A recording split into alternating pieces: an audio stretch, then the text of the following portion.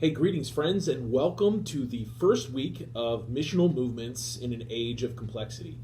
I can't tell you how thankful I am to have you along this journey. This has been a lot of prep work getting ready for this. In fact, this course wasn't to be offered for several more months, but we felt that given the current state and conditions that we find ourselves in, this was the prime time to offer this course. So I want to say thank you for joining us. Thank you for being a part of this course. And some of you are taking this course for graduate credit. Others are taking this course simply as an audit. And I would ask you to do me a favor that you would email me directly, JS Stark, so that's two S's, Stark, JSStark@olivet.edu, and let me know if you were taking this as an audit course or if you were taking it for credit, because some of the assignments and expectations will be different depending upon which of those categories that you fit in. Now, if you are taking this for an audit, you are welcome to do all of the assignments, and I will look at those, read those, and evaluate those as though I would if you were one of our graduate students. But I also want to ensure that if you are just taking this for audit, that you recognize that there will be some assignments that you won't have to participate in. Now, if you are taking this course at all, I'm asking that you make participation a priority, because that's how we are going to grow together.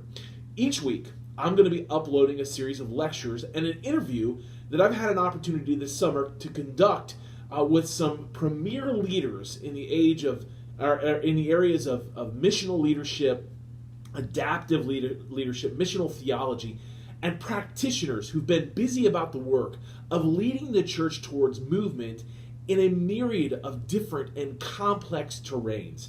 And so part of that is, as I post those, we're going to respond to those lectures and then respond to one another's posts, because I want this course to be a conversation.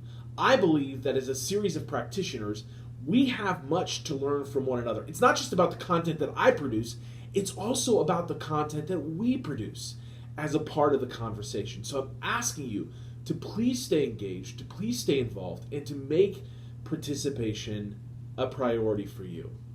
There will be a number of assignments that are all going to be leading towards the end product, which is an execution and implementation plan. Now, I will get into that more as the semester goes, but I want this course to be deeply practical. I want it to impact and affect your particular local ministry context. So I want you to know we're not working towards some big term paper at the end of this course. We are working towards a plan that you can implement within the context of your ministry assignment. Also, each week of this course is a particular movement in 8 movements.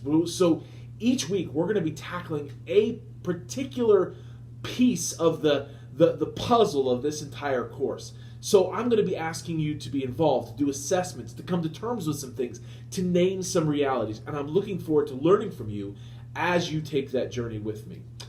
Each week you're going to get a series of lectures. Those lectures are going to be about 7 to 10 minutes long, and there's going to be about 3 to 4 of them per week. Also, you're going to have the interview. Now, the interviews range anywhere from 20 to 30 minutes. I know that's a little bit long, but I really want to encourage you to lean in. These practitioners and leaders have provided us with some outstanding content.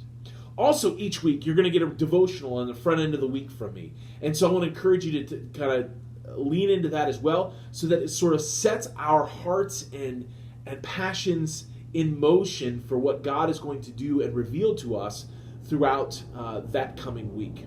This is going to be an extremely exciting journey for all of us. For many of us, it may be a while since we've been in the classroom, and I anticipate that and expect that. I want you to know that I'm available to you and eager to have conversations with you. Now, with Canvas, everything that we're going to do is on your Canvas portal. So you're going to want to make sure and log in there regularly. You're going to want to make sure and check for updates and announcements. You're going to want to make sure you go to the modules portion, and if you bring up the modules, it'll show you everything that you have to have in that week. So for instance, let's take this week as an example.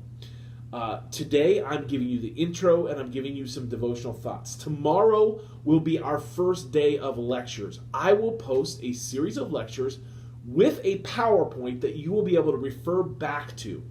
You will listen to those lectures and the interview for tomorrow that I've conducted with Dr. Mark Fresius, who is our church history theologian, and he's going to talk to us about the early churches movement. Okay, so you're going to watch those. The next day, you're going to by the end of the next day, you're going to post your response to those lectures, and then the day after that, we will all have posted at least 2 responses to our classmates' responses to the lectures as well, so that we can move things along in terms of an ongoing dialogue and conversation. I also wanted to encourage you to pay attention to some of the other assignments that pop up. So, for instance, in this first week, we're going to do a assessment, and I'm going to invite you to take a look at that assignment, and you're going to provide that assessment because it's going to help me to understand where you are, where your church is, and where the organization that you are leading finds itself currently.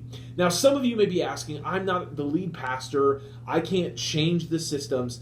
I want to say that if you are a part of a church, you are a part of the solution, that you are a leader in your own right. And by doing this work, it's going to attune you to being able to assist when opportunities present themselves, to have conversations in settings where your voice is going to become meaningful because of the work that you have done in this context. So I want to encourage you to let's lean in together. Let's work hard together to grow through areas of adaptive leadership, complexity and chaos, the ability to direct an organization to re-envision itself in the midst of challenging, complex, and what can feel like chaotic times that we live in. I'm excited to be on this journey with you. I believe in you, in the work that you're doing in your local churches, and I am thankful that you've invited me to be a part of that. This next post will be our devotional thought for the day, and then we will have our lectures on Tuesday. One quick note, when it says day 1 through day 7, day 1 starts on Monday. So day 1 is Monday, day 2 is Tuesday, and then it goes through that because we're starting on a Monday, and our last week, our finishing day is on a Sunday. So day 1 is always on the Monday of that week. God bless you, and we'll have our devotional thought next.